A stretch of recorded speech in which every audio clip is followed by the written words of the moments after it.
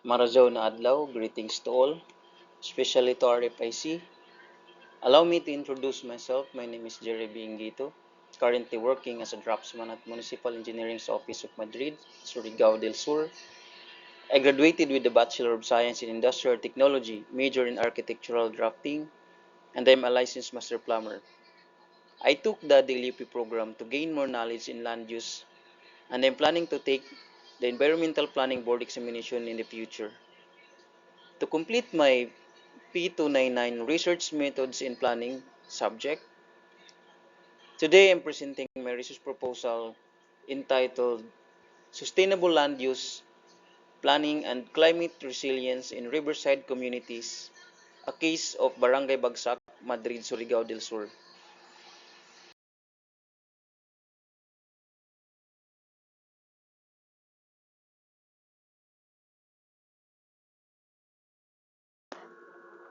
The background of the study, the research topic again is the sustainable land use, planning and climate resilience in riverside communities, a case of Barangay Bagsak, Madrid, Surigao del Sur.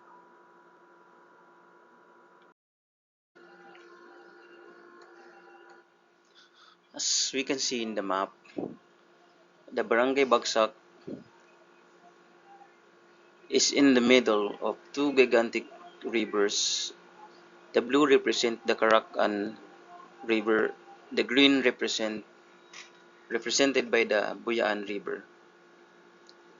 Municipality of Madrid is highly dependent on agriculture and fisheries as a primary source of income. Riverside barangays, especially the Barangay Bagsak, is susceptible to flooding and soil erosion and other identified hazards. Community livelihoods are often affected by natural calamities. As a Bagsakanon, I am a living witness how my parents and my kabarangay are dependent on agriculture and fisheries. Most of the time, residents still continuing traditional farming methods in any areas, even if they know that sometimes somehow their crops might be at risk. This research intends to investigate how sustainable land use planning can enhance climate resilience in riverside communities. Study will integrate principles of urban and regional planning, local disaster risk reduction and management, environmental management, and community-based adaptation strategies.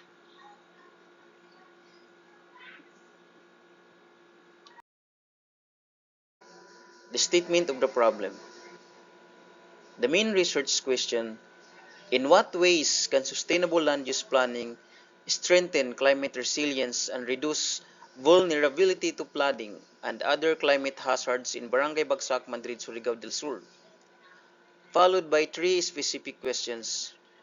What are the current land use practices, policies, and zoning regulations in Barangay Bagsak, and how do they shape exposure and vulnerability to climate-related hazards?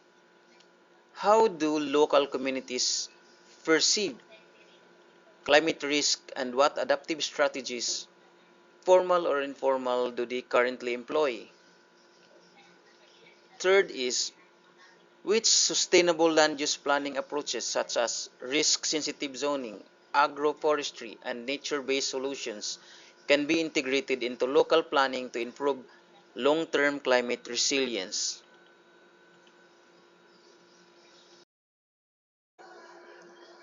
Objectives of the study: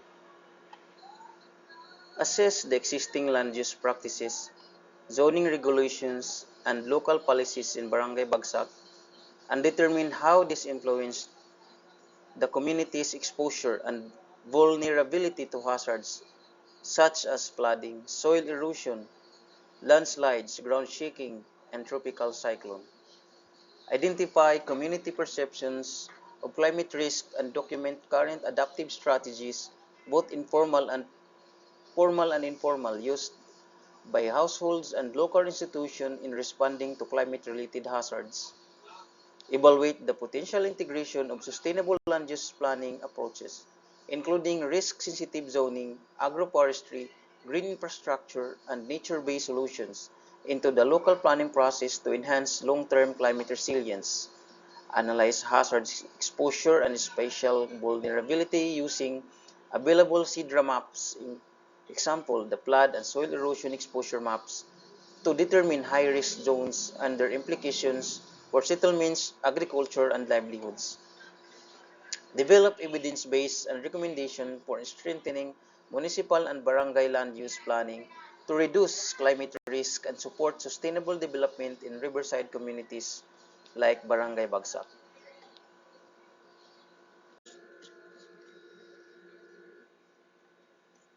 The conceptual framework.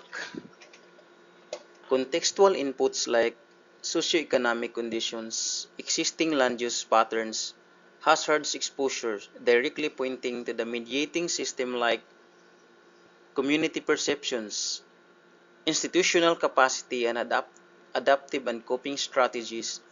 That is also pointing to the next layer, which is the sustainable land use interventions. That includes participatory planning, climate smart agriculture, nature-based solutions, and risk-sensitive zoning, pointing the outputs, the enhanced community participation, strengthened policy enforcement, updated CLUP, and SIDRA integration to where it leads for the outcomes. The climate resilience community in which exposure is reduced, improve adaptive capacity, sustainable livelihood, and a healthy ecosystem. Research design. First is the data gathering methodologies, the primary data, household surveys. A structured questionnaire will be administered to selected households in Barangay Bagsak to collect information on land use practices, perceptions of climate risk, and adaptation behaviors.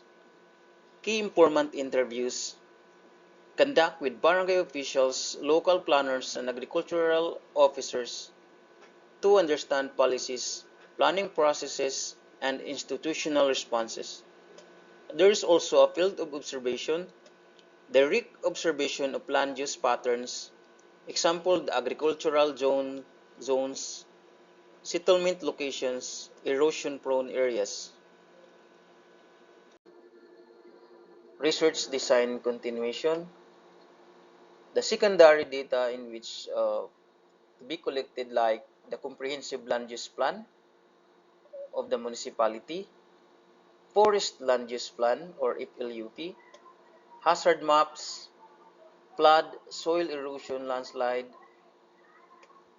barangay development plans, climate and disaster risk assessment or the SIDRA. The data analysis, quantitative analysis, descriptive statistics, frequencies, means and percentage to summarize household characteristics, risk perceptions, and land use activities. The cross tabulations to explore relationship between land use practices and exposure to hazard. The qualitative analysis, thematic analysis, coding and identification of recurring themes from interview, transcript, example, the adaptive strategies, institutional challenges. Content analysis, review of planning documents and policies assess alignment with climate resilience principles. The spatial analysis, mapping of hazards, prone areas, and settlement pattern using GIS to visualize risk exposure. Expected outputs and contributions.